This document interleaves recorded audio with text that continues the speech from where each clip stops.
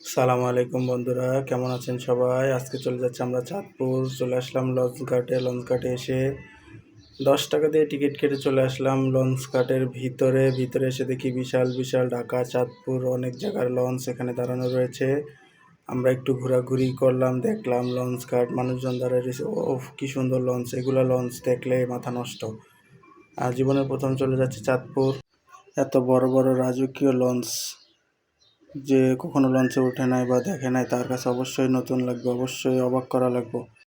ঘোরাঘুরি শেষে চলে আসলাম একটি ফলের দোকানে। তারপরে ফল কিনলাম, আম, আঙ্গুর ফল, আপেল থেকে শুরু করে অনেক রকমের ফল কিনে শেষে চলে আসলাম এই খালার কাছে। খালার কাছ থেকে খুবই নিম্নমানের একটা খিচুড়ি কিনে নিলাম। খিচুড়ি কিনে ভাবসাব দেখে চলে গেলাম লঞ্চের ভিতরে। লঞ্চের ভিতরে যাওয়ার পরে চলে গেলাম লঞ্চের উপরে 2 তলায়। 2 তলায় থেকে আবার চলে গেলাম 3 তলায় ছাদের উপরে যেয়ে দেখি জাস্ট ওয়াও, চারিদিকে শুধু ওয়াও আর ওয়াও। এত সুন্দর ভিউ, এত সুন্দর ভিউ কোথাও পাওয়া যাবে না যদি এই লঞ্চে রাতের বেলা না আসা যায়। এই ভিউ পেতে হলে অবশ্যই রাতের বেলা আসতে হবে লঞ্চে। লঞ্চের পিছনে ঘোরাঘুরি শেষ করে একটু ভাব নিয়ে একটু ছবি টবি উঠিয়ে তারপরে চলে আসলাম সামনের দিকে দেখি আরও ওয়াও, আলোয় আলোয় আলোকিত, এত সুন্দর। লঞ্চের সামনের দিকে দেখলে শুধু দেখতেই মন চায়, চোখ জুড়িয়ে আসে, এত আলো, আলো আর আলো। এরপরে একটু সামনের দিকে একটু ফোকাস করে মামাদের নিলাম, ফলওয়ালা মামাদের নিলাম, নিয়ে এরপরে ক্যামেরাটি একটু ঘুরিয়ে ঘুরিয়ে চারিদিকে দেখার চেষ্টা করলাম, জাস্ট ওয়াও। ওই মামা কেমনে জানি দেখাই রয়েছে যে।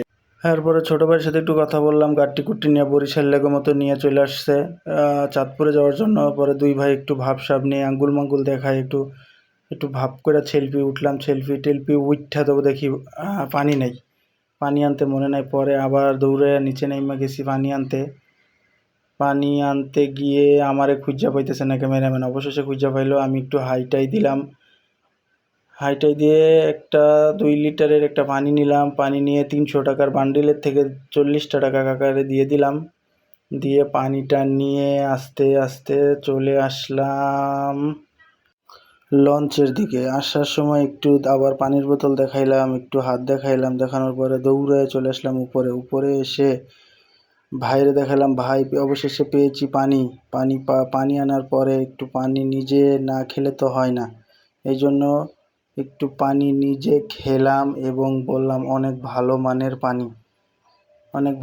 পানি। আপনারা বারবার খাবেন, পানি যত খাবেন শরীর তত ভালো থাকবে। বেশি বেশি পানি খাবেন, অবশ্যই বেশি বেশি পানি খাবেন। এরপরে শেয়ার করলাম যে নিজের এক্সপিরিয়েন্স কীভাবে জীবনের প্রথম চাঁদপুর যাচ্ছি, কেমন লাগতেছে, অনেক ভালো লাগতেছে। অনেক কিছু শেয়ার করার পরে একটু আজের কথাবার্তা বলার পরে একটু দাঁতটি বের করে হি হি হি করে হাসার পরে অনেক কিছু বলার পরে নিজের এক্সপিরিয়েন্স শেয়ার করার পরে অনেক কথাই বলার পরে এবার ভাইরে বললাম তুমি একটু পানি খাও। ভাই একটু খাইলো, খাওয়ার পরে ছোট ভাই বললো চলো বড়লোক কেবিনের দিকে একটু ঘুরে আসি। জীবনে তো কেবিনে করে যাইতে পারবো না, দেখে আসি কেবিন আসলে দেখতে কেমন। এরপরে চলে গেলাম কেবিনের থেকে আইসা আবার সামনের দিকে একটু ঘোরাঘুরি করলাম। করতে করতে অল্প কিছুক্ষণের ভিতরে আমাদের লঞ্চটা ছেড়ে দিল। মামা একটু স্যালুট দিল সবাইরে, ছাইড়া দেওয়ার পরে আমরা আস্তে চলে গেলাম। বাতিগুলা দিছে অফ কইরা, অন্ধকারের ভিতরে সবাইরে জানালাম গুড নাইট। ইতিমধ্যে আমাদের লঞ্চ রাতের অন্ধকার ভেদ করে আস্তে আস্তে চলতে শুরু করেছে। বাহিরে অন্ধকারে যে পরিবেশ দেখে অনেক ভালো লাগলো।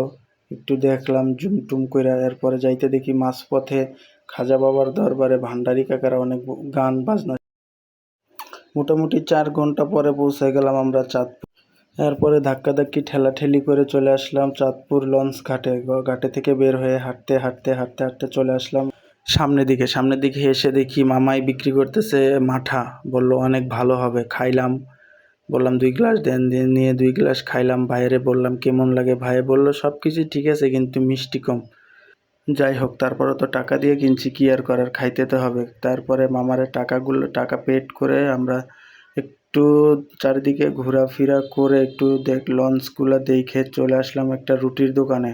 5 মণ ওজনে 2টা রুটি কিনলাম 200 টাকা দিয়ে। কিনে পরে আস্তে আমরা হাঁটতে চলে আসলাম সিএনজি স্ট্যান্ডের দিকে। অনেক সুন্দর একটা রাস্তা, অনেক সুন্দর একটা ব্রিজের মতো করে রাখছে, রাস্তাটা অনেক সুন্দর, আপনারা গেলে বুঝতে পারবেন। কিন্তু আশা করছিলাম হয়তো বা সাইডে কোনো মাছ টাছ পাবো, ইলিশ মাছ পাবো, যেহেতু চাঁদপুর ইলিশ মাছ থাকতে পারে, কিন্তু কোনো ইলিশ মাছের দেখা আমি পাই নাই, এটা আমার বড় আফসোস। আমার বাসা থেকেও বলে দিয়েছিল ইলিশ মাছ নেওয়ার জন্য, কিন্তু আমি নিতে পারি নাই। যাই হোক, হাঁটতে মোটামুটি অনেক দূর রাস্তায় হাঁটতে হয়। হাঁটার পরে আমরা এই যে ইলিশের একটা ছবি দেখতে পাচ্ছি, ইলিশের ছবি দেখে মনটারে সান্ত্বনা দিয়ে সিএনজি দিয়ে চলে আসলাম আমরা গ্রামের ভিতরে। গ্রামের কি প্রকৃতি, ঠাডা পড়া গরমের ভিতরেও ভোরবেলা দেখি অনেক কুয়াশা পড়ছে, শুধু কুয়াশা না, অনেক কুয়াশা। শীতকালেও সচরাচর আমরা এরকম কুয়াশার দেখা পাই না। অনেক ভালো লাগলো, ঠান্ডা শীতল একটা পরিবেশ, ওয়াও, জাস্ট ওয়াও। মানে এত ভালো একটা পরিবেশ, রাস্তাঘাট এত সুন্দর, না দেখলে না আসলে মানে মুখে বলে প্রকাশ করা যাবে না, এত সুন্দর।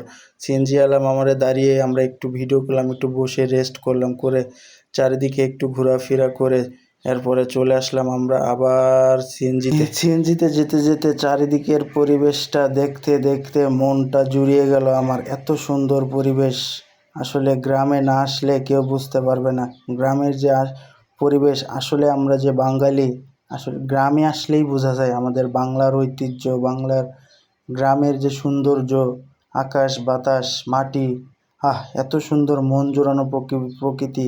গ্রামে না থাকলে, গ্রামে না আসলে কেউ বুঝতে পারবেন না। আপনারা যেখানেই থাকুন অবশ্যই গ্রামে আসবেন। প্রকৃতির আসল ভালোবাসা নিতে হলে অবশ্যই গ্রামে আসবেন। গ্রামে না আসলে প্রকৃতির ভালোবাসা কখনোই পাবেন না, এগুলো শুধু গ্রামে আসলেই পাওয়া যায়। এত সুন্দর পরিবেশ, মাঠ ঘাট, পুকুর, গাছপালা, রাস্তাঘাট, এত সুন্দর পরিবেশ, পানিতে থই থই করে নদী।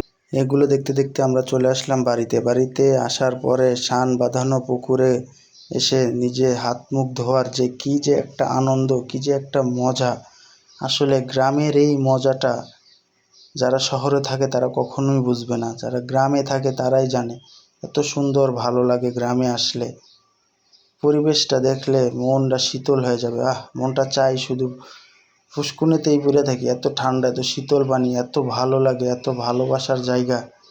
মানে শহরে যারা থাকে তারা কখনো এগুলো বুঝবে না, গ্রামের মানুষরাই বুঝে। আর এগুলো দেখতে হলে অবশ্যই গ্রামে আসবেন। এরপরে আমরা চলে গেলাম আম পাড়তে, গাছের থেকে আম পেড়ে এনে আম দিয়ে ভর্তা বানানোর পরে খেয়ে দিয়ে আমরা চলে গেলাম